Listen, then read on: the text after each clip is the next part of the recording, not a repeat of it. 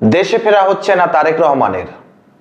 অসুস্থ মায়ের পাশে এসে তাকে সেবা করবেন বা তার অসুস্থতার সময় তার পাশে থেকে সান্ত্বনা দিবেন, এরকমের ভাগ্য বোধ হয় তারেক রহমানের হয়নি, বা আল্লাহ তাআলা এরকমের ভাগ্য তাকে বুঝি দেননি।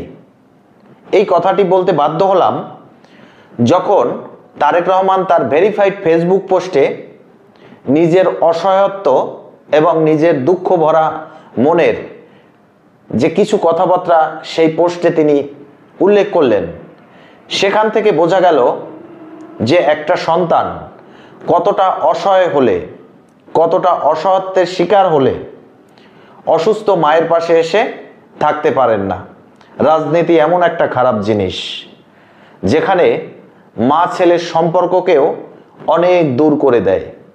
এখন আসবো সে কথায়, তার আগে একটু আলোচনা করে নেই যে কেন দেশে আসতে পারবেন না ডক্টর ইউনূস, তার জন্য কি করলেন। এই যে লন্ডনে তারেক রহমান এবং ডক্টর ইউনূসের ভিতরে যে বৈঠকটি হলো, সেই বৈঠকের পরে বিএনপির উচ্চ পর্যায়ের নেতাকর্মীরা তারা বলছিলেন যে তারেক রহমান যুগান্তকারী সিদ্ধান্ত নিয়েছে।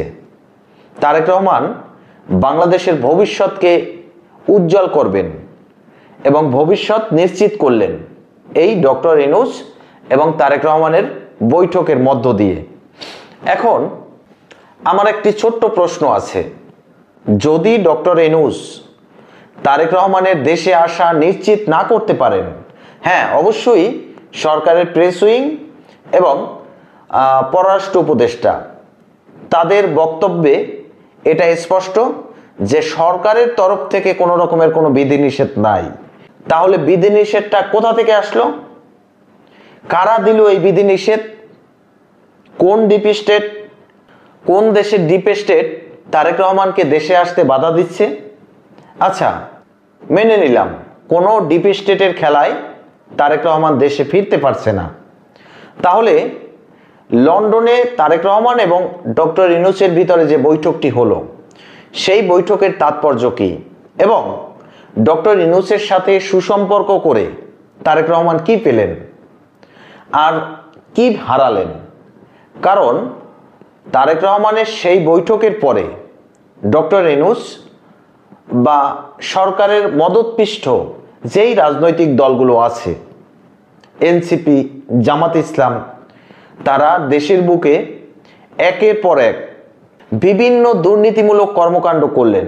এগুলোকে নীরবে কেন সহ্য করলো বিএনপি?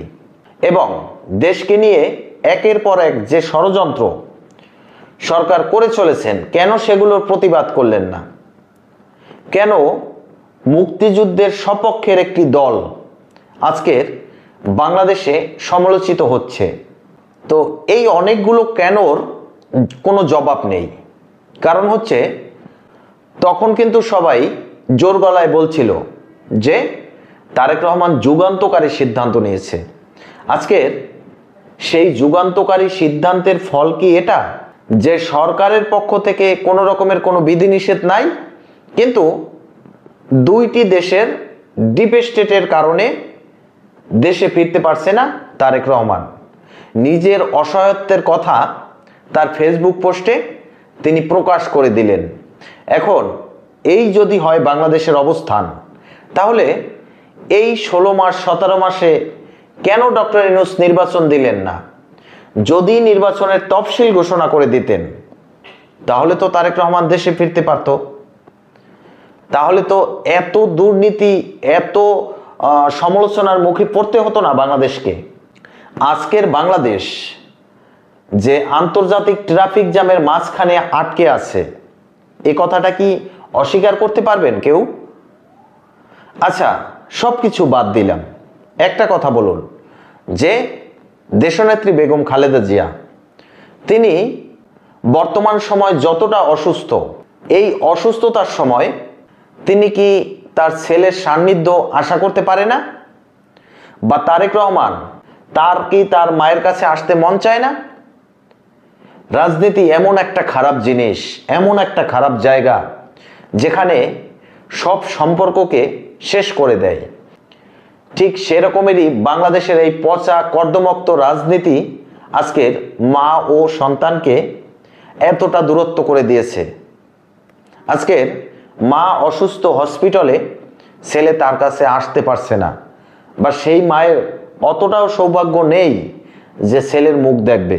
তারেক রহমান তার অসহায়ত্বের এই যে পোস্টটি করার পরে সমস্ত বাংলাদেশের মিডিয়া তারা একযোগে প্রকাশ করছে যে কোনো দুইটি দেশের ডিপ স্টেটের কারণে তারেক রহমান দেশে ফিরতে পারছে না। এখন একটা কথা তারা কি ভুলে গেছে যে ডিপ স্টেটের উপরেও বাংলাদেশের প্রশাসন, বাংলাদেশের সেনাবাহিনী। তারেক রহমান যখন দেশ ত্যাগ করছিলেন তখন তিনি যে মুস্তেকা দিয়ে গেছিলেন যে আর রাজনীতিতে ফিরবেন না, এরকমের কোনো সই স্বাক্ষর বা কোনো ডকুমেন্টস কারো না কারো কাছে আছে, এরকমটা তো সবাই বলাবলি করছে। সেটা কি মূল কারণ, নাকি আসলে কোনো ডিপ স্টেটের খেলায় তারেক রহমান লন্ডনে বন্দী হয়ে আছেন? আমরা অত কিছু জানতেও যাব না, অত কিছু জানতেও চাই না। একটা কথা তো স্পষ্ট যে এই সরকার আসলে তার নিজের ক্ষমতাটাকে দীর্ঘায়িত করার জন্য যত ফন্দি, যত ষড়যন্ত্র সব কিছু করতে পারে। তা না হলে নির্বাচনকে বিলম্বিত করে আজকে বিএনপির ভাগ্যকে নিয়ে পরিহাস করলো ডক্টর ইউনূস এবং তার উপদেষ্টা পরিষদ। জামাত ইসলাম এবং এনসিপি মিলে মব সৃষ্টির মাধ্যমে দেশে একের পর এক যে দুর্নীতিমূলক কার্যক্রমগুলো করলো, তাতে বিএনপি যে বাধা দিল না, সেখান থেকে বিএনপি নিজের মুখে নিজে কালিমা লিপ্ত করলো। বাংলা একটি কথা আছে, আকাশ পানে থুতু প্রদর্শনকারীর মুখ তার নিজের থুতুতেই কালিমা লিপ্ত হয়, তাই বলে আকাশ তাকে ক্ষমা করে না। দেখুন, আকাশের দিকে যদি থুতু মারেন, সেই থুতু আপনার নিজের মুখে এসেই পড়বে, কিন্তু আপনি কিন্তু আকাশের কাছেও অপরাধী হয়ে গেলেন। এজন্য আকাশ আপনাকে ক্ষমা করবে না। দেখুন, নিজের থুতু নিজের মুখে পড়ল, আবার আকাশের কাছেও অপরাধী হয়ে গেলেন। এরকমের যে কথাবার্তাগুলো বিভিন্ন মনীষীরা যুগ যুগ আগে থাকতে বিভিন্ন গ্রন্থের ভিতরে লিপিবদ্ধ করে গেছেন, এমনি এমনি করে যাননি। কারণ আমরা তো মানুষ, আমাদের দ্বারাই এই সব কিছু হতে পারে। তাই তো বর্তমান সমাজ, বর্তমান দেশ, এই বাংলাদেশ যা 1971 সালে স্বাধীন হয়েছিল, আজকের সেই দেশে পাকিস্তানের সেনাপ্রধান আসে, পাকিস্তানের এএসআই এসে এই দেশের যুবকদের জঙ্গি ট্রেনিং করাচ্ছে। না হলে কেন হবে এই দেশের অবস্থা এরকমের? মানলাম আওয়ামী লীগ অনেক ভুল করেছে, কিন্তু আওয়ামী লীগ তো মুক্তিযুদ্ধের সপক্ষের শক্তি। আর বিএনপি দলের যিনি প্রতিষ্ঠাতা, সেই মেজর জিয়াউর রহমান, তিনি বাংলাদেশের স্বাধীনতার ঘোষক।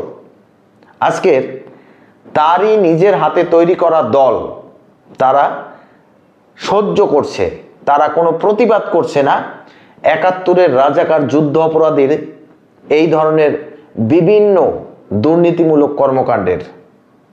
তারা চোখ বুজে সব কিছু সহ্য করে নিচ্ছে যে কিভাবে স্বাধীন বাংলাদেশের জাতীয় সঙ্গীতে বাধা প্রদান করছে, কিভাবে যুদ্ধ অপরাধীরা বেকসুর খালাস পেয়ে যাচ্ছে, এবং কিভাবে মুক্তিযুদ্ধের গলায় জুতার মালা পরানো হচ্ছে। বিএনপির একটি মাত্র মানুষ যাকে আপনারা পাগল বলে অভিহিত করেন, সেই ফজলুর রহমান, তিনি সবসময় মুক্তিযুদ্ধের সপক্ষে কথা বলেন, বিএনপির একমাত্র ব্যক্তি। এছাড়া বিএনপি দলের অন্য কোনো নেতাকর্মীরা, অন্য কোনো উচ্চ পর্যায়ের নেতাকর্মীরা, এমনকি তারেক রহমান, তিনিও সরকার এবং সরকারের মদতপৃষ্ট এই দুটি দল, জামাত এবং এনসিপি, তাদের এই ধরনের পাকিস্তান প্রেমের বিপক্ষে কোনো কথা বলেননি। আজকের নিজের অসহায়ত্বের কথা স্বীকার করছেন ফেসবুকে। কেন আপনি অসহায় থাকবেন? কি কারণে আপনার এই অসহায়ত্ব? আপনি আপনার পিতার তৈরি করা রাজনৈতিক দলের কর্ণধর, যে দলটি বাংলাদেশের স্বাধীনতার পক্ষের একটি দল, বাংলাদেশের স্বাধীনতার ঘোষক যেই দলের প্রতিষ্ঠাতা, এমন একটি বড় রাজনৈতিক দল বাংলাদেশে থাকতেও বাংলাদেশ কিনা সেই ৭১-এর রাজাকার যুদ্ধ অপরাধী তাদের দ্বারা পরিচালিত হচ্ছে। এর থেকে লজ্জার কিছু আছে? আর কি বা বলবো। যাই হোক, জননেত্রী বেগম খালেদা জিয়া তিনি অনেক অসুস্থ। আমরা সবাই তার জন্য দোয়া করব, আল্লাহ তাকে যেন সকল রোগ শোক থেকে মুক্তি দিয়ে আবার সুস্থ করে আমাদের মাঝে ফিরিয়ে দেন। তারেক রহমানও যেন সকল বাধা বিপত্তি কাটিয়ে বাংলাদেশে ফিরে আসতে পারেন, সেই প্রত্যাশায় আজকের এই পর্যন্তই শেষ করছি। পরবর্তীতে নতুন কোনো ভিডিও নিয়ে আসব। সেই পর্যন্ত ভালো থাকুন, সুস্থ থাকুন। আল্লাহ হাফেজ।